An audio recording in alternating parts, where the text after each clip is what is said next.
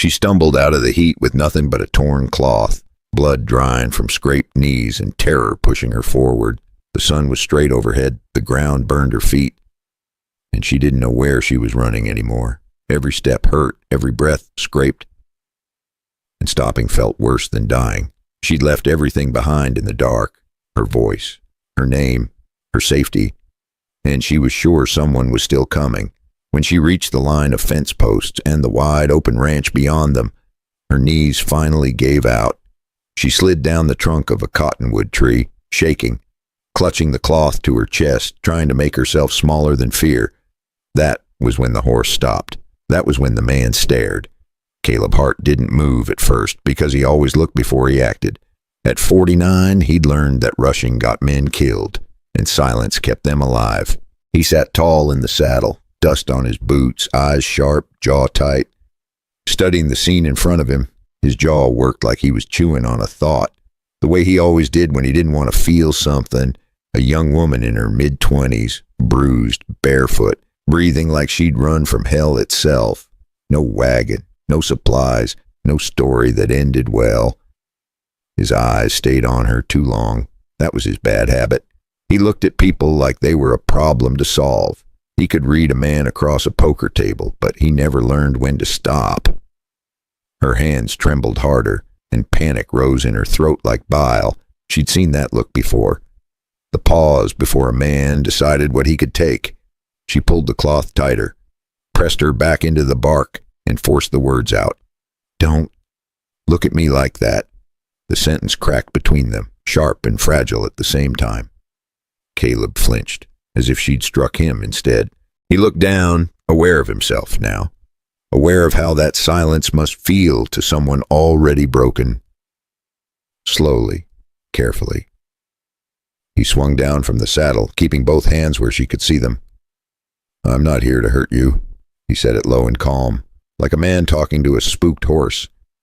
He took off his coat, laid it on the ground several steps away, then backed off again. He turned his head, giving her privacy without making a show of it.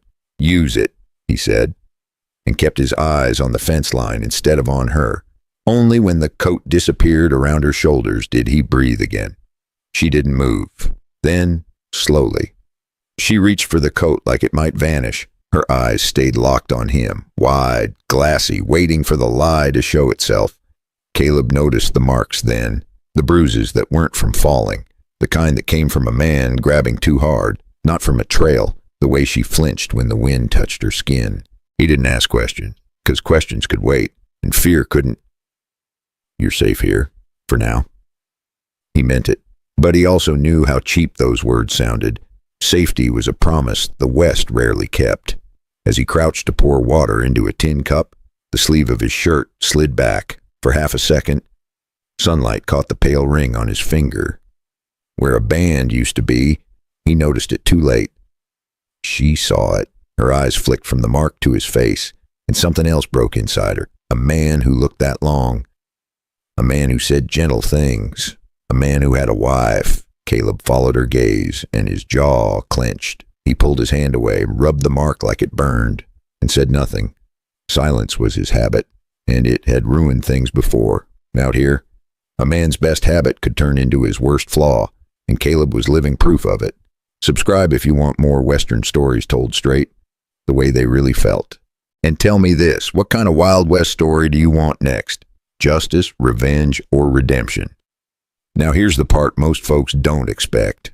Caleb wasn't staring because he wanted her. He was staring because he was doing math in his head.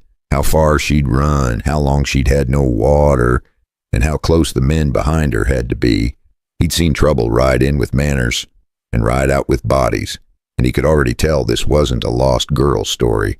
This was a hunted girl story, the kind that ends with a grave, unless one man makes a decision that ruins his own life. The girl finally took the cup, her fingers brushing his, then snapping back. She drank too fast, choked, wiped her mouth with the cloth, and stared at the dirt. "I can't go back." Caleb didn't ask where back was. He already knew it wasn't a place that deserved her.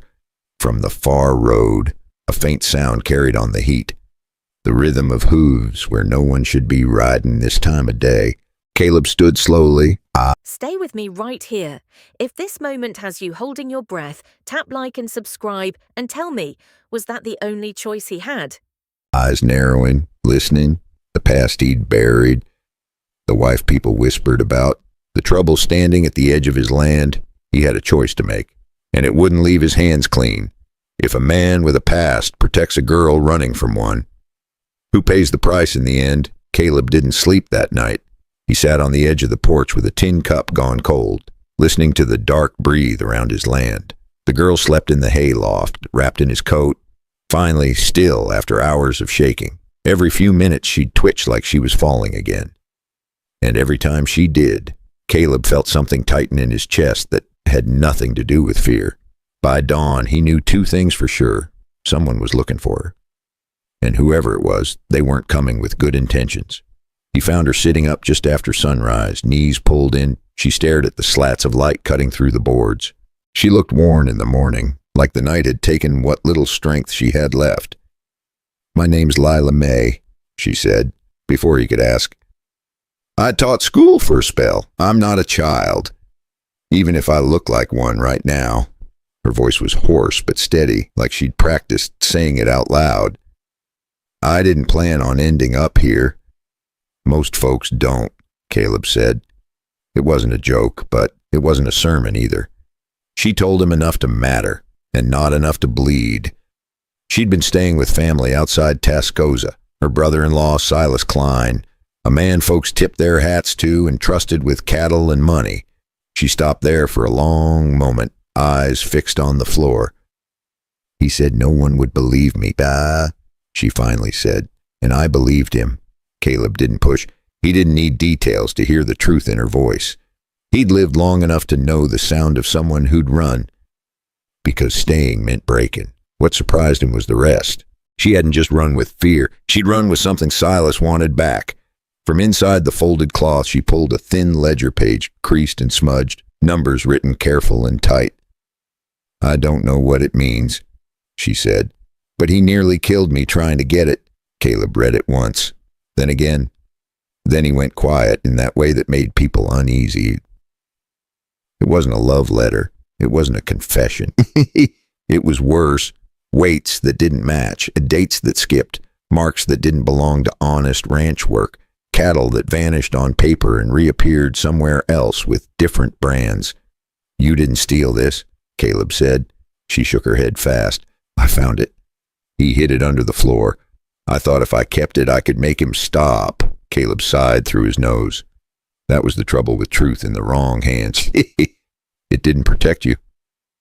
It painted a target on your back. That was when the hooves came again. Closer this time. Caleb stepped to the fence line and waited. Two men rode up slow, eyes scanning the ranch like they already owned it. One smiled like a preacher, the other didn't smile at all. "Morning," the first said. "We're looking for a young woman. Might have passed through here." Caleb leaned his weight against the post. "Plenty of folks pass through," he said. "Most don't stay." The men exchanged a look. The quiet one glanced toward the barn. That was enough. "You seen her or not?" the smiling one said. Caleb straightened. His voice didn't rise. That made it worse. "You should ride on." The smile faded. The quiet one reached for his reins wrong. Caleb moved before the thought caught up. It wasn't a fair fight, and it wasn't meant to be. A shove into the dust, a fist to the ribs, a boot that missed by inches but sent the message clear. They backed off fast after that, cursing and promising trouble.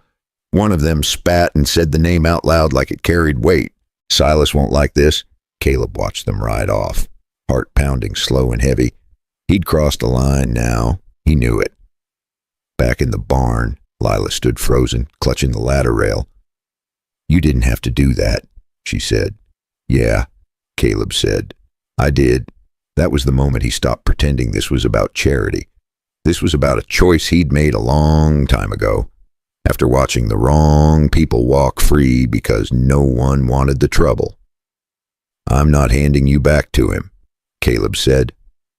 "But I'm not hiding you forever either." She swallowed. "Then what happens to me?" Caleb rubbed his jaw, thinking. He hated towns, Right now, everything hangs on this moment. Subscribe if you're locked into this story and leave a comment. Would you have done the same? hated courts, hated the way words got twisted once they left your mouth, but he hated bullies more. "We take this to the law," he said, careful, quiet, with someone who isn't in Silas Klein's pocket. Her shoulders slumped with something like relief and dread mixed together.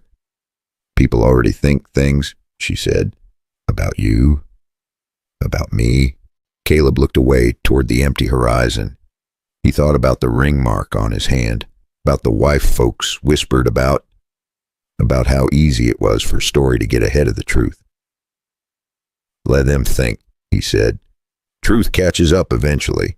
As the sun climbed higher, Caleb saddled his horse with the slow certainty of a man walking into a fight he couldn't avoid. He didn't know yet that Silas had already been to town, that words had already been planted, that by the time they reached Amarillo, the story waiting for them would paint him as the villain. And if the law believed Silas first, would anyone listen to a rancher with a past and a girl with nothing left to lose? Caleb chose Amarillo first because it sat between nowhere and everywhere. Not too small to be blind, not big enough to be owned by one man. They rode at a steady pace through the heat. Not fast enough to draw notice, not slow enough to invite it. Lila kept her head down, riding close behind him, his old coat pulled tight around her shoulders. She did not speak much, and neither did he. Some roads were better traveled without talk. By mid-morning, the town came into view. Low buildings crouched under the sun, dust hanging like a second sky. Silas didn't have to ride fast. He just had to send a man ahead with a story. Caleb felt the shift the moment they crossed the first hitching post. Eyes lifted, men paused. Stories were already here, waiting. They went to the edge of town first, where a small postal office leaned against a feed store. Caleb knew the man there by sight, not by name. That was usually enough. The deputy listened with his arms crossed, face set in that careful way men wore when they did not want trouble to stick. Lila spoke soft, hands folded, saying only what she had to say. Caleb stood silent beside her, jaw tight, eyes watching every twitch of the man across the desk. The deputy nodded slow, asked a few questions, then asked a few more that cut sideways. He wasn't just asking, he was testing. Caleb could see it in the man's eyes, the way a ranch dog circles a stranger before it decides. The deputy asked the same thing 3 different ways, and every time he did, Lila's fingers tightened in her lap.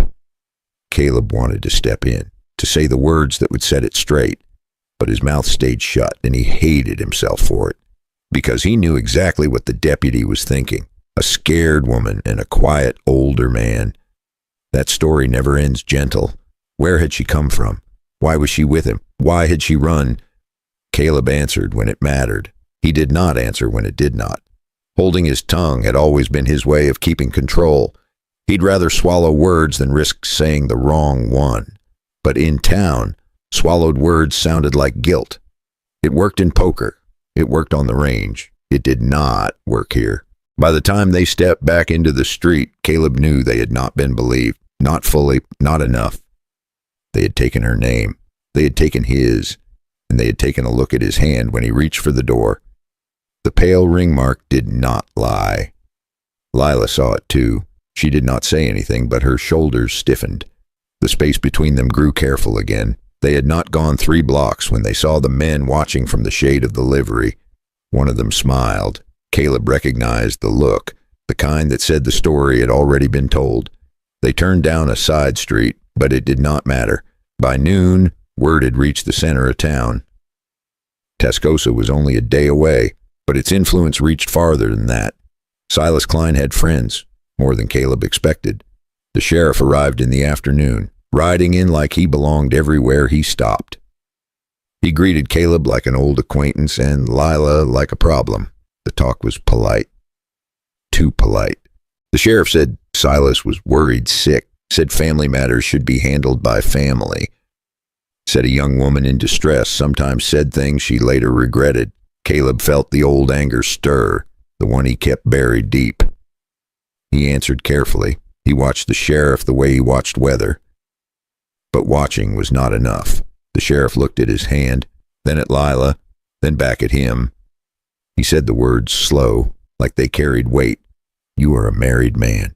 Don't look away. If you felt that silence, hit like and subscribe and tell me, who do you trust after this? Mr. Hart.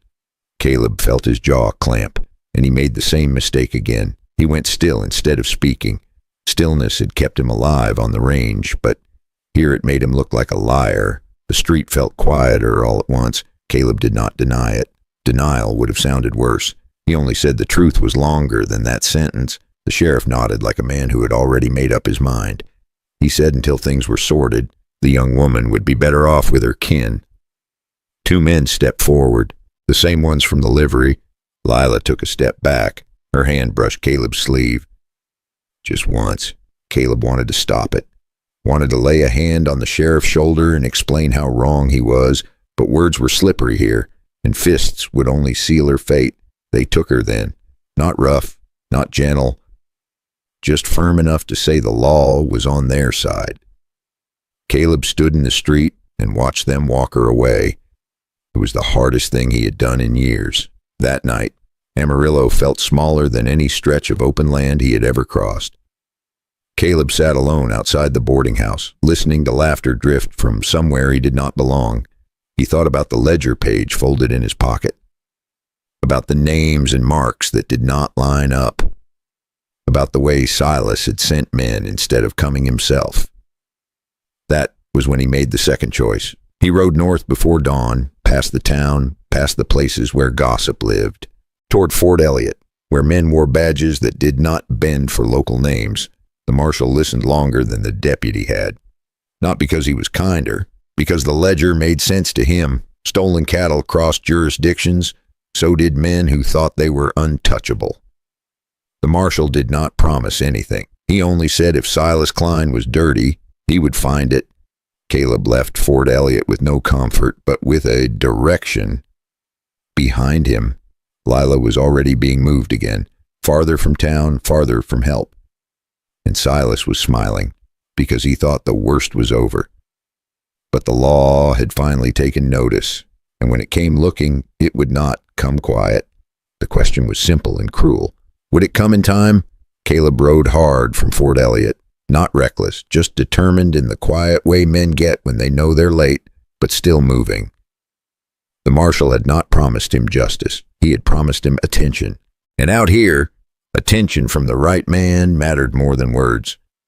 The trail south ran dry and pale, the kind that showed every mistake a horse could make. Caleb read it without thinking.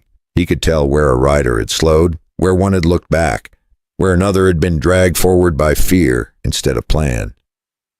They were moving Lila, not hiding her, moving her. That told him more than anything else.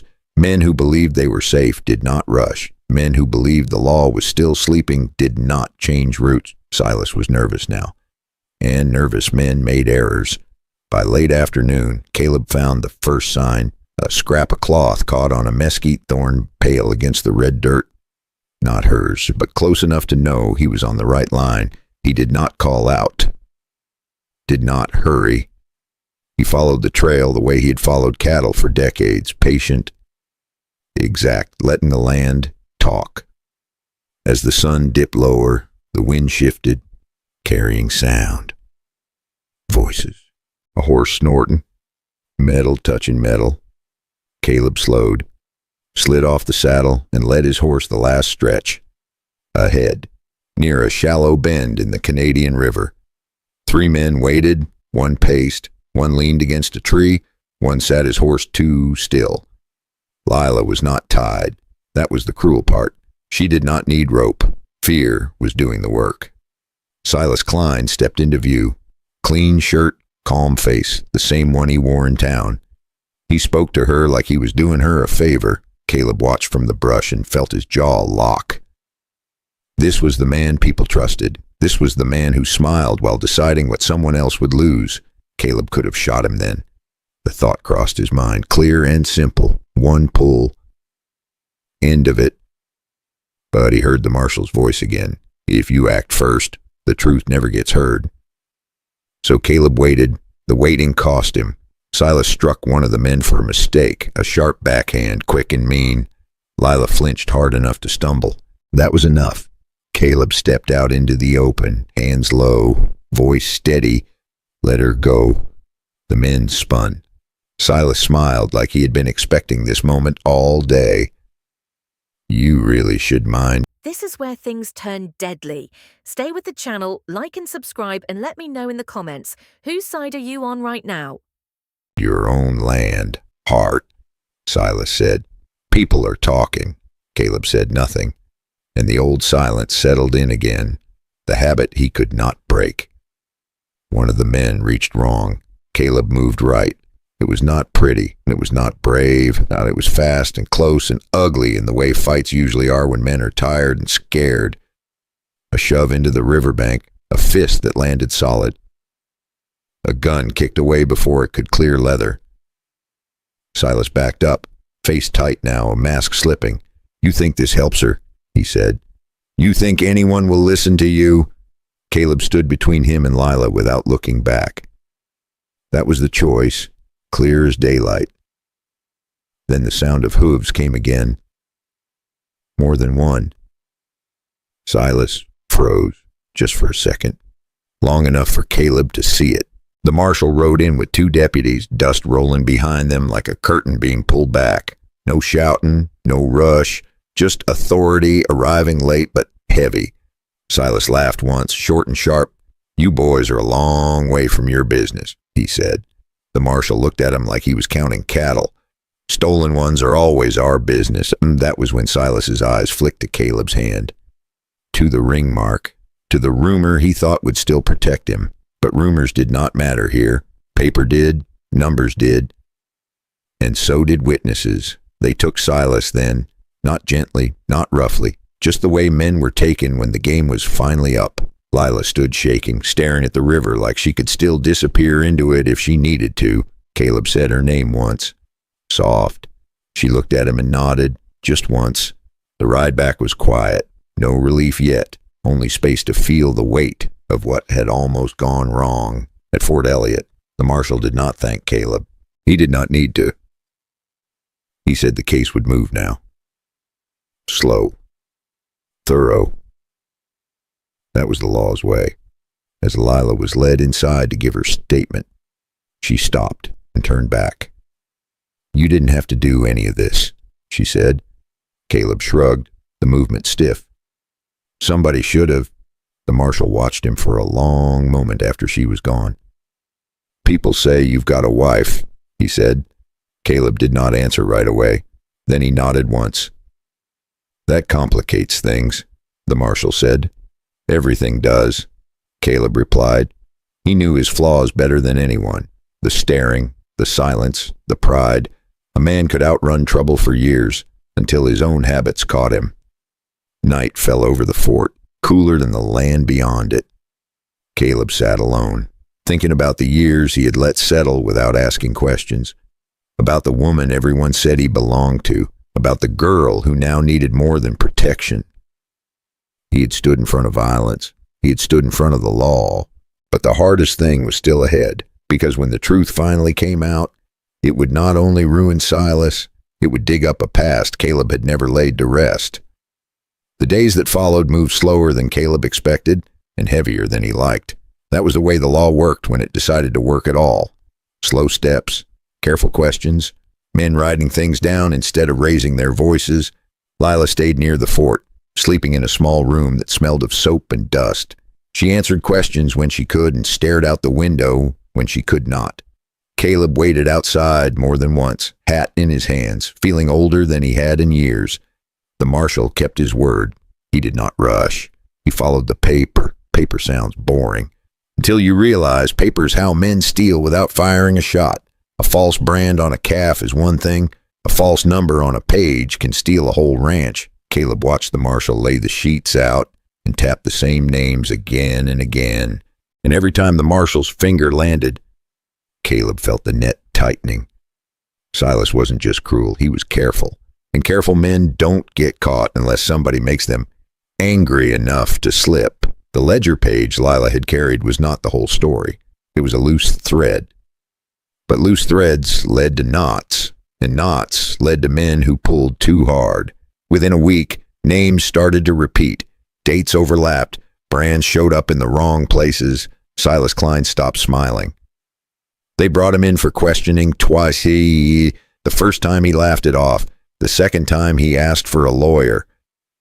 That told Caleb everything he needed to know. But the law was not finished, and neither was Silas. Men like him did not go down quietly, and they did not go down alone. One night, a fire broke out at a holding pen near the river. Another night, a witness failed to show. Then a man who had talked too much packed up and left town before sunrise. The marshal started sleeping with his boots on. So did Caleb. Lila noticed. She noticed everything now. Fear had sharpened her. "I don't want this to follow you," she said one evening as they sat on a bench outside the fort. The evening had cooled, and the air felt clear for once. Caleb looked out toward the dark. "It already has," he said. She studied him the way he used to study other people. Quiet, careful. "They keep saying you have a wife," she said. Caleb did not answer right away. When he did, his voice was flat. "I did," he said. "I think I still do." That was when the past stopped being a rumor and started being a problem.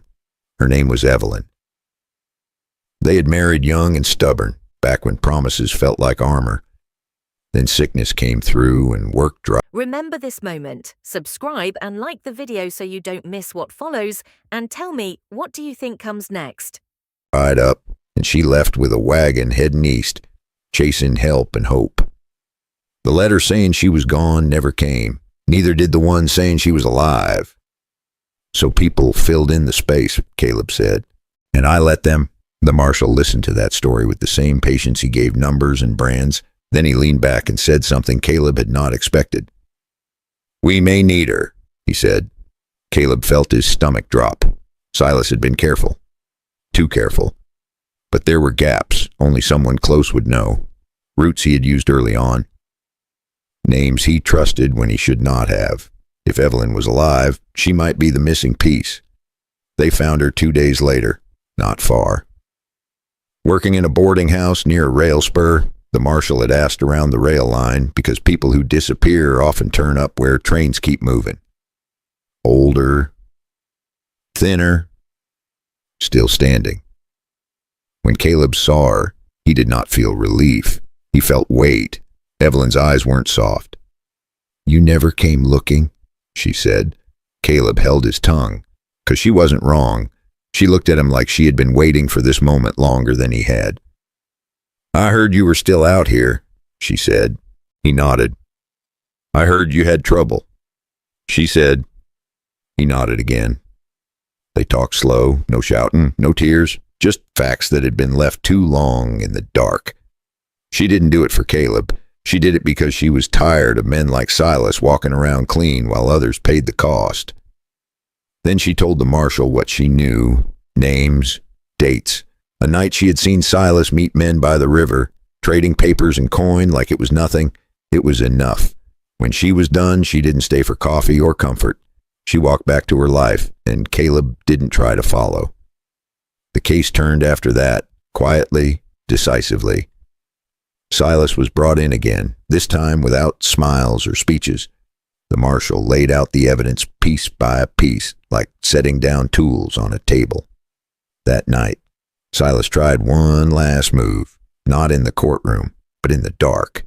A man Caleb didn't recognize waited by the wagon route, acting like he belonged there. Caleb spotted him the way he always spotted trouble, a little too still, a little too ready. The man stepped out, hand drifting toward his coat, and Caleb stepped in first. It wasn't a shootout. It was a hard, close shove into the dirt and a wrist twisted until the truth fell out.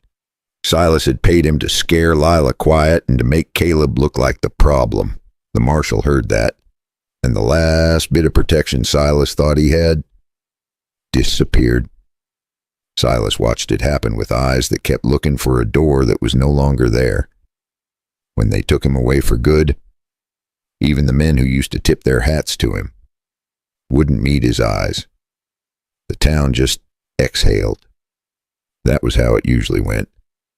Lila stood beside Caleb as they watched the wagon roll out. She did not speak. She did not have to.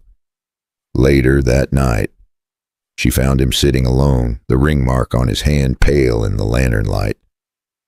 "It's finished," she said. "It's not," he said. She frowned. He looked at her then, not the way he had that first day. Not measuring, not judging, just seeing. "I still have to decide who I am when all this is over," he said. She sat down beside him, close but not touching. "So do I," she said. They did not make promises. They did not need to. What they had both learned was that truth did not fix everything. It only cleared the ground. What came next would take time, patience, and a kind of courage that did not look like fighting at all. The law had done its part. Now the rest was up to them. But one question still hung in the air, heavy and unavoidable. When the dust finally settled, would the past let either of them walk forward, or would it demand one last price before the story could end? The stillness that followed did not feel empty. It felt earned. Silas was gone down the road under guard, his name already shrinking behind him. The ledger was locked away. The talking stopped, and the land around Fort Elliott went back to breathing the way it always had. Caleb stayed a few days longer than he planned. He fixed a broken rail, helped a hand shoe a horse, sat on a bench in the evening, and watched the light change. Lila stayed too, not because she was told to, because for the first time in a long while, no one was telling her where she had to be. They did not rush anything. Men Caleb's age learned long ago that rushing only created new problems, and Lila had learned that healing did not care about anyone else's schedule. Some mornings they spoke, some mornings they worked side by side without saying a word. Both felt right. One afternoon she asked him about the ranch, not the fences or the cattle, but the quiet parts, why he stayed so far out, why he did not move on when others did. Caleb thought about it longer than the question needed. "I got used to the silence," he said, "and then I hid in it." She nodded like she understood more than he had said. When Evelyn left, Caleb did not chase. He told himself it was pride. Later he realized it had been fear. Fear of hearing a truth he was not ready for. Letting the years pass had been easier than facing the space they left behind. That was the thing about the past. It did not go away just because you stopped looking at it. When the paperwork was finished, the marshal brought Caleb one last set of documents. Nothing dramatic, just closure. Caleb signed where he was told, set the pen down. And for the first time in a long time, his hand felt light. Lila watched without a word. "It is done," she said. He nodded. "It is." They rode back to the ranch together a few days later. Not like a parade, just two people returning to a place that had not judged them yet. Summer had softened the land. Grass pushed through dry patches. The creek ran steady again. Life did not reset. It continued. At the ranch, Lila took her time finding her place. She helped with books, learned the rhythms, asked questions that mattered. Caleb noticed something else too.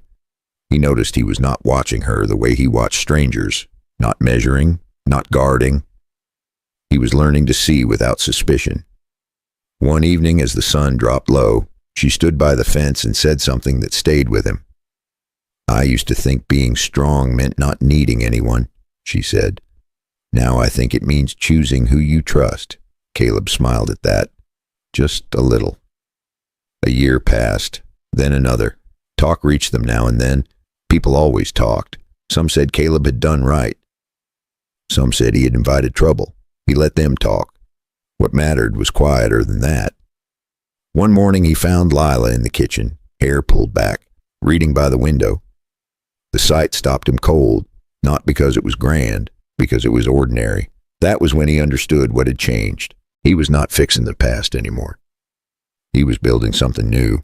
They spoke about it plainly when the time came. No speeches, no promises too big for daylight. She chose to stay, long after the fear stopped running her life. And when she said yes to him, it was her choice, plain and steady. When they finally married, it was after 2 full summers had come and gone. There were still nights Caleb woke and sat on the porch, chewing nothing, jaw working like the old days. He'd stare out at the fence line the way he used to stare at people, trying to solve something that couldn't be solved.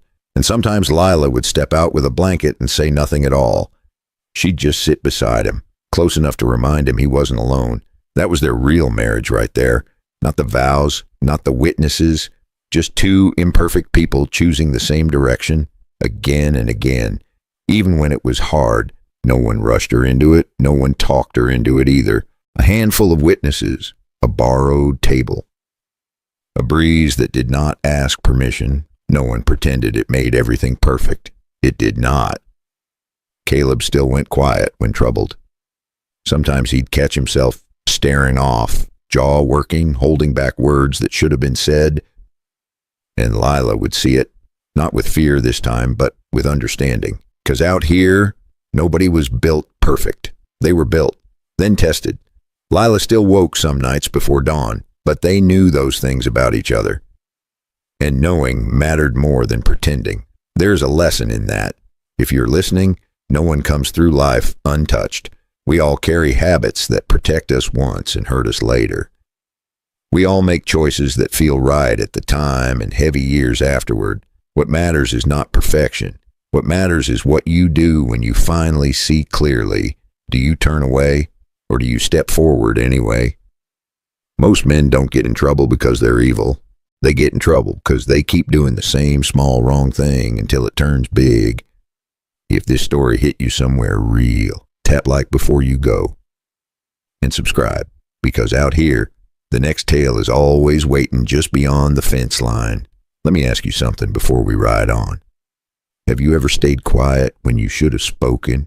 And if you could go back, would you still choose the easy quiet or the hard right thing? Caleb did, not because he was flawless, but because when the moment came, he chose to be better than he had been. And sometimes that is enough. Out here, a man doesn't get many chances to set things right. When one shows up, you take it, or you carry that regret like a stone for the rest of your life.